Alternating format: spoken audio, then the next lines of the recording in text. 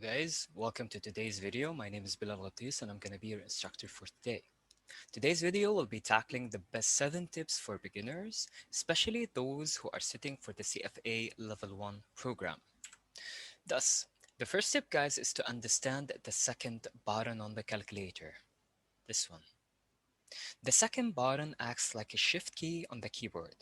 So we basically use the shift key to insert characters like the exclamation mark, the at, and the hashtag, or the dollar sign, or the percentage on the keyboard. So the second key acts like a shift. So for example, if we want to insert the date or enter the date mode on the calculator, we need first of all to turn on your calculator. So you turn the calculator on and then you press second date. The moment you press second, you notice that the calculator will take the option on top of the bottom of the calculator. So if we want to go into stat, we press second stat. So now 8 will not be pressed. Instead, the calculator will open the menu for the stat. And the second button is very important, especially for those sitting for the CFA exam. Tip 2, setting the calculator for decimals. You should know guys that the appropriate number for decimals for those who are sitting for the CFA exams is 4. So you should have your mode set on 4 zeros after the decimal. How do we do that? First of all, you turn on your calculator and then you press second format, so second format, and then the calculator will show you this DEC equals. You should press 4 and then enter. So you press 4 and then enter, and then you clear the work. So you're going to see that the calculator now will show 0.4 zeros. Tip 3, clearing the data on your calculator. You need to understand that clearing the data on the calculator is very crucial, especially if you don't want the calculator to give a wrong answer because you forgot to clear something where the calculator took that data that hasn't been clear into consideration whenever it's trying to calculate a certain example. So whenever you need to clear the data on your calculator, there are two menus that should be always cleared. First of all, the general menu. So whenever you turn on the calculator, this is the general menu. You just press second clear. The second type of clearing the data is clearing a submenu. Like for example, if we're working on the cash flow menu, so you press the cash flow, you should clear the data within the cash flow menu, because even if you cleared the general menu outside, things will not be cleared inside the sub menu. So each menu should be cleared. So if you press the cash flow, make sure to always clear the data. So you press second and clear to clear everything within the cash flow menu itself. Tip 4, setting the right modes for annuities. We all know that annuities are of two types. We have the ordinary annuity and the annuity due. Whenever we have an ordinary annuity, it means that the payments are being paid at the end of the period. Whenever we have annuities due, it means that the payments will be paid at the beginning of the period. And we should be able to do that on the Texas BA2 Plus instrument because the answers for both types of annuities will differ. Let's look at how we can apply that on the calculator. So first of all, you have to turn on your calculator. And for you to change the modes on the calculator, you need to understand how the calculator works.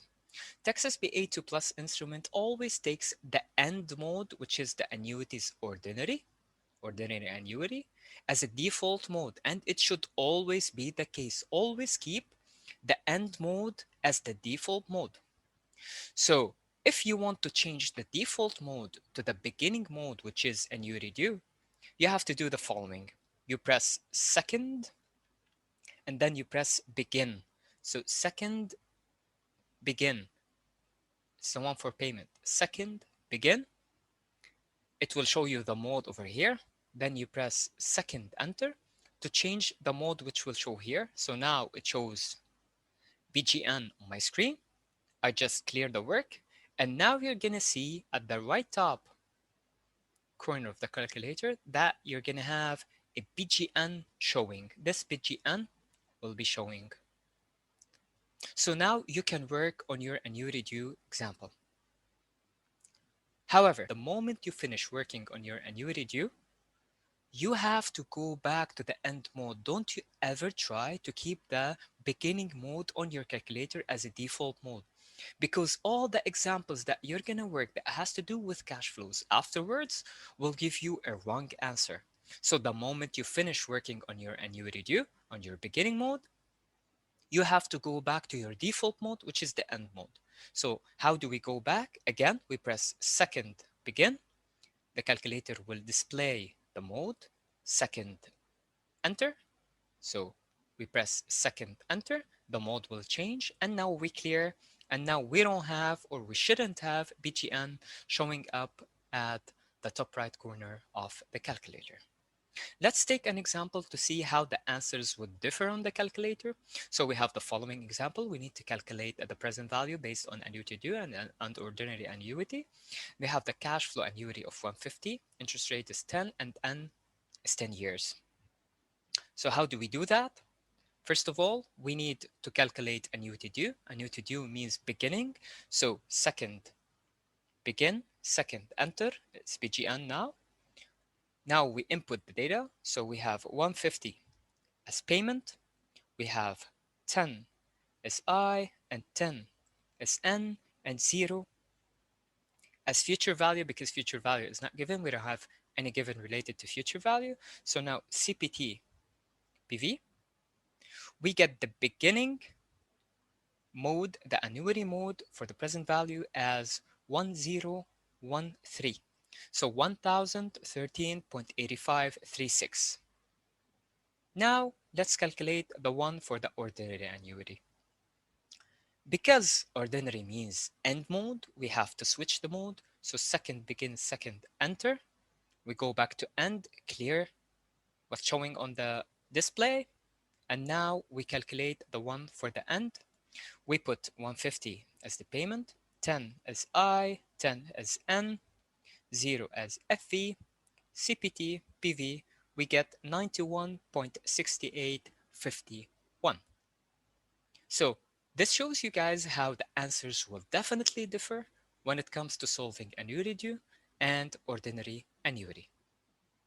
Tip 5.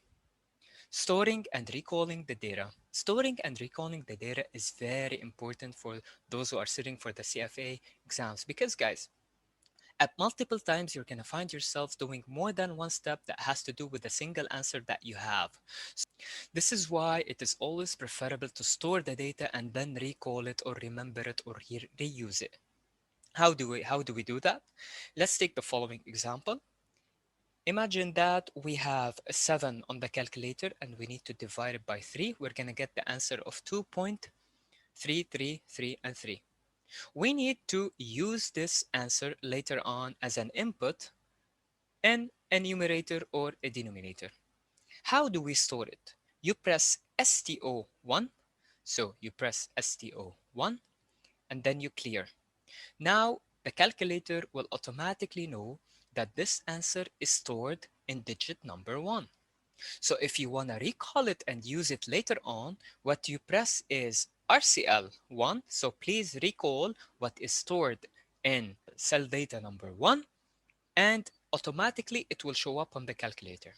STO and RCL could be very powerful and very useful, and make sure to practice on those the moment you start studying for the CFA exam, and do not let it sleep until the last 1 month, because the faster you are in solving on the calculator, the more efficient you're gonna get when it comes to having the real exam, because time management is very important.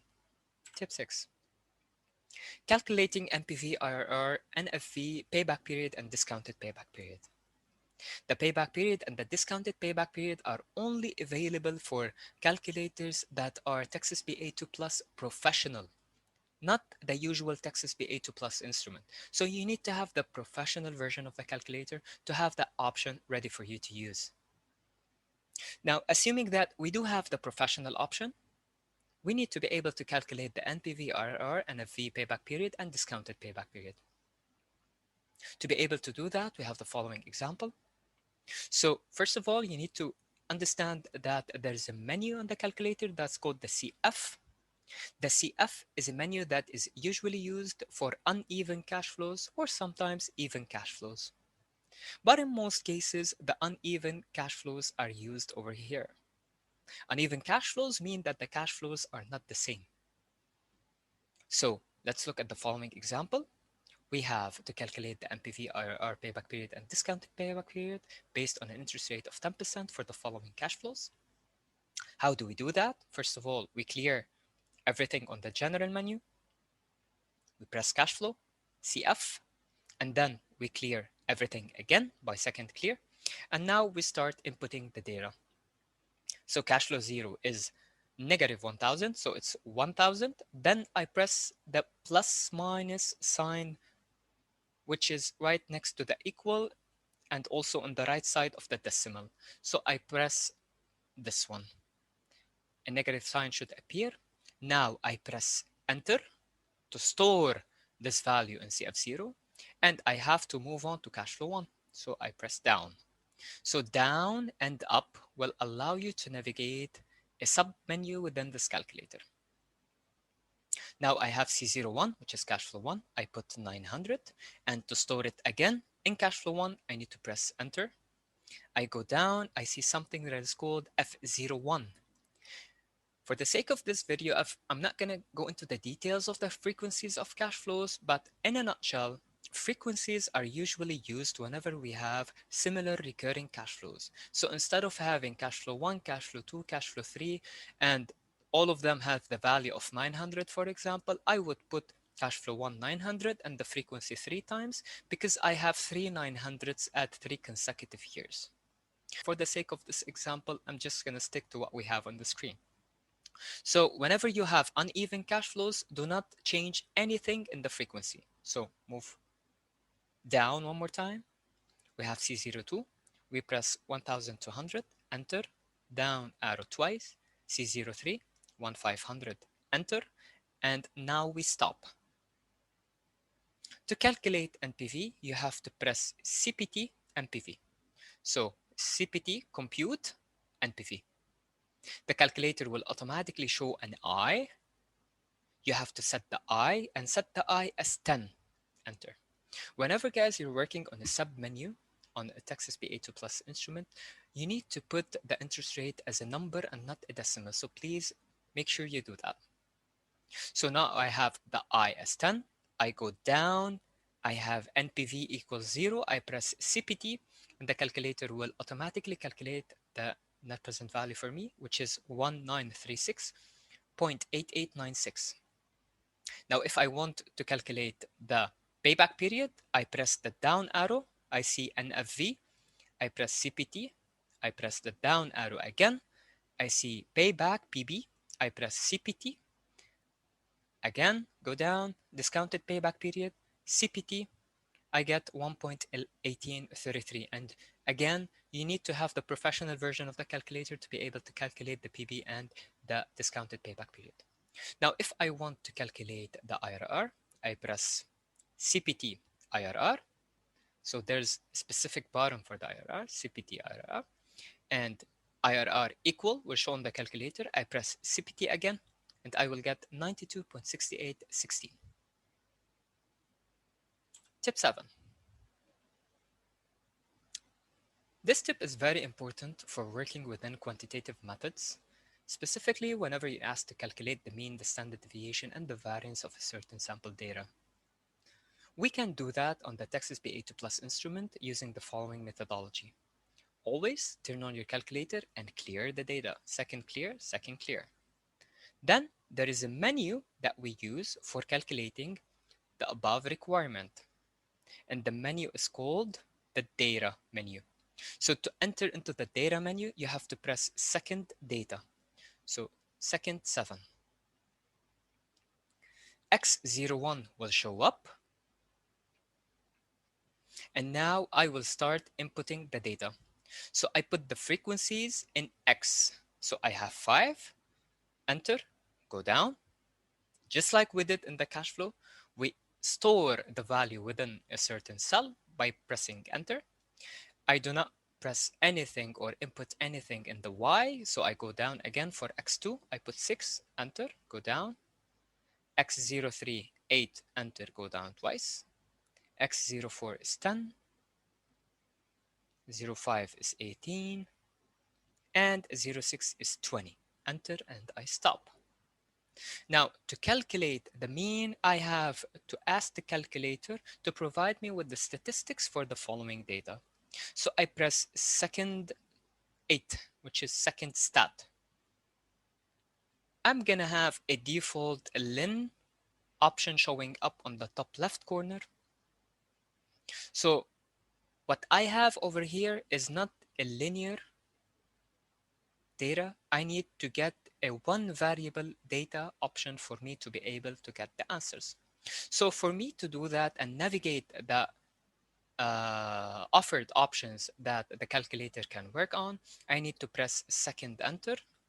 I get an ln, second enter again, exponential, second enter, power, second enter, one variable. And this is what I need, 1 dash v.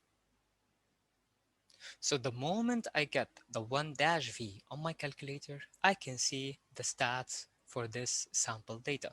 If I press the down arrow, I will get n equals 6, which shows the total number of the sample size that I have, which is correct. 1, 2, 3, 4, 5, and 6. I press down again. X bar, which is the sample mean, is 11.1667. Down again. Standard deviation for the sample data is 6.3377. And if I want to get the variance, I just press the x squared, and the variance would be 40.1667. I hope that you have enjoyed this video. Please make sure to hit the thumbs up like button and subscribe to my channel to stay notified of upcoming videos coming soon. Thank you guys. Have a good day.